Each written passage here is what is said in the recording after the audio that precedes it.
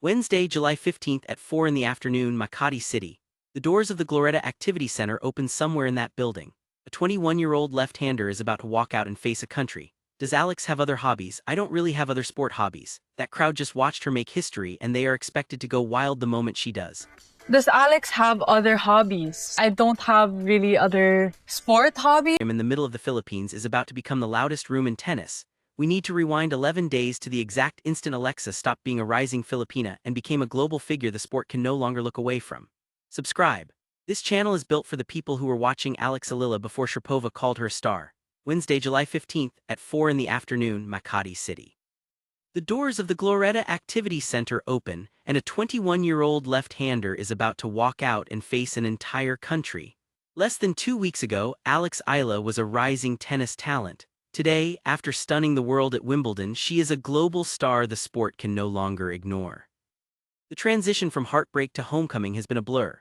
Just days after a crushing 3-set loss to Jasmine Powellini, Alex is being asked to step into a packed mall atrium, smile for the cameras, and accept a national celebration. There has been no time to catch her breath, and yet an entire nation is waiting. Telecom saw this wave coming, moving her from a private corporate venue last year to a massive public mall atrium today. They knew the demand was there, turning a simple fan meet into a historic cultural moment.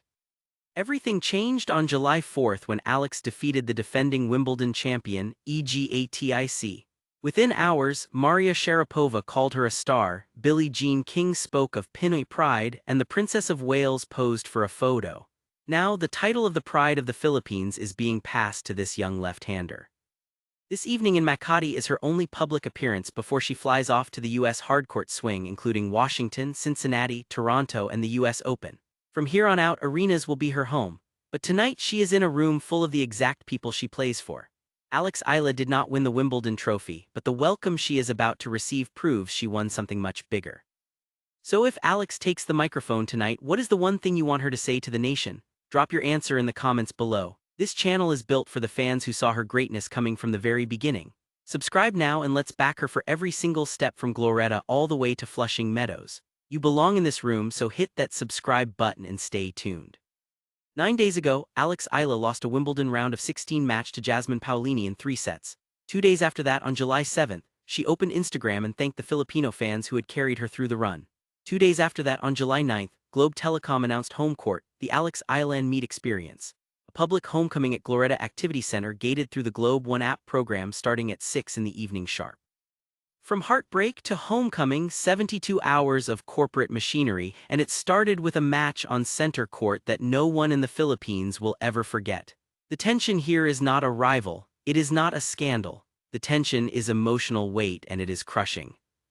A 21-year-old woman is being asked to fly home from London, walk into a Makati mall packed shoulder to shoulder, smile for the cameras, take the microphone, and be a national celebration before she has even had the chance to grieve a loss that ended her Wimbledon less than 10 days earlier. She led the second set against Powellini. She forced a decider she could not close. And now she has 12 days between Glorietta and her flight to Washington for the Wimbledon DC Open, where she becomes a competitor again. 9 days to grieve, 0 days to catch her breath, and in between an entire country waiting in an atrium. That is the collision at the center of this story. And Telecom, whether they intended to or not, just built the stage on which it plays out. Start with the speed. Eila lost to Powellini on July 6th. On July 9th, 2 working days later, Telecom pushed the announcement live across Facebook, Instagram, and the 8Enjoy Globe handle on X free access. Globe One app required 4 in the afternoon registration, 6 in the evening program. That is not a reaction. That is a contingency plan that was sitting in a drawer waiting for whenever her Wimbledon run ended. Now look at the venue. In July 25, Globe hosted Eila at the Globe Tower in Bonifacio Global City, an invite-only corporate setting. 1 year later, they moved her to public mall atrium in the busiest commercial district in Metro Manila. That is not a schedule tweak. That is a corporate confidence vote. Globe is betting that Eila can pull a general public audience off the street on a Wednesday evening. Then there is the access mechanism. Every attendee must download the Globe One app to secure a slot. Put yourself in that decision room for a second. A telecommunications company just turned a fan meet into a customer acquisition funnel because they know the demand exists to justify it. This is what it looks like when a national fan base becomes commercial infrastructure. And every one of those decisions traces back to a single afternoon. July 4th, center court, Eila beat defending Wimbledon champion Eala 7-6, 6-2. Maria Sharapova called her a star on Instagram within hours. Billie Jean King met her in person and referenced Pinay pride. Catherine, Princess of Wales, posed for a photograph with her courtside. One afternoon, Eila walked off a tennis court and into a completely different category of global recognition. The pattern is unmistakable. First Miami earlier this year, then Berlin semifinal after upsetting Rybakina and Svitolina, then Birmingham for a WTA 125 title, then Wimbledon round of 16. This is not a spike. This is a curve, and every corporate partner she is trying to catch up to it in real time. Which brings us to the number that Filipino fans have been quietly noticing for months. The ones who bought in early, who watched Eastbourne last year, who stayed up for 3 in the morning matches, who never needed a Grand Slam highlight reel to know what she was. You saw this coming. The rest of the tennis world is arriving now. Globe Telecom is arriving now. A mall atrium in Makati is where all of that arrival converges on July 15th.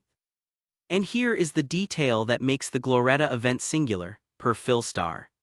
This is Eala's only significant public appearance between her Wimbledon exit and the Mubadala DC Open on July 27th. One event, one window, one evening between London and Washington, where Filipino fans get to look their tennis hero in the eye before the US hardcourt swing pulls her back into competition. Consider who has now publicly stamped Eila's name.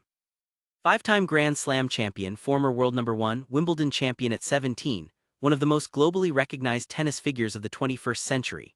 And the detail that makes this weightier than any other endorsement in the sport, the exact player a young Alex once pointed to as her idol.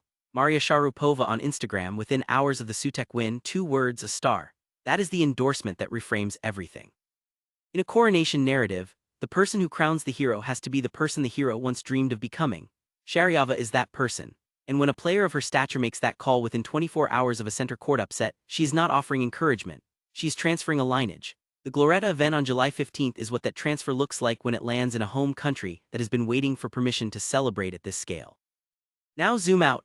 The Philippines has produced world champions in boxing, in pool and volleyball, never in tennis at a Grand Slam level until now. And every serious Filipino sports fan knows what phrase used to describe Manny Pacquiao at the peak of his career, the pride of the Philippines. That title is now being informally passed to a 21-year-old left-hander from Quezon City. And Globe Telecom hosting a public mall event is the corporate ratification of that transfer. Which is why what happens next matters far beyond one evening in Makati. Eala flies to Washington for the Mubadala DC Open on July 27th. From there, Cincinnati, then the Canadian Open in Toronto, then the US Open in Flushing Meadows on August 30th. 4 tournaments across 5 weeks, and every one of them is now being watched by a fan base that grew by an order of magnitude on July 4th. The front office sports headline said it plainly: Alexa has become one of the biggest draws in tennis. A mall atrium in Makati is going to be the smallest room she plays in for the rest of her career. Everything after Glorietta is arenas, and she carries something into that room with her. On July 6th, Powellini closed her out 6-3 in the third. On July 7th, Eila opened Instagram and posted a message to her supporters. Not a message about the loss, but a message thanking the fans who filled the London stands with Philippine flags. That was her response. Not a press conference speech about mental toughness, not a statement about revenge tour, a gratitude post to the people who never stopped showing up. 9 days later, those same people are the ones getting off work early, downloading the Globe One app and heading to Glorietta. The heartbreak has not been processed in isolation. It is being processed in public together in a country that decided a long time ago that her career was their career. Rewind the tape. July 4th, center court, Sharapova posting the words, a star. July 6th, Powellini closing out the third set. July 7th, an Instagram post thanking Filipino fans. July 9th, Globe Telecom announcing a public homecoming in a Makati mall. July 15th, 4 in the afternoon registration, 6 in the evening program. A 21-year-old walking into a room full of the people she said she plays for. Eila did not win Wimbledon. On July 15th, in a Glorietta atrium, she will receive the welcome of someone who did. And that says more about what she has become to the Philippines than any trophy ever could. So here is the question. If Eila takes that microphone at 6 in the evening and looks out at the crowd, what is the one thing you want her to say to the country? And does this Makati homecoming eclipse her January appearance at Arzal Memorial, or is the biggest one still coming? Drop your answer in the comments. This channel is built for the people who were watching Eila before Sharapova called her a star. Before Billie Jean King reached out, before Globe scaled a fan meet from a private tower to a public mall. Subscribe and stand with the fan base that saw this coming. From Glorietta to Flushing Meadows, we are covering every step of what happens next, and you belong in the room for all of it.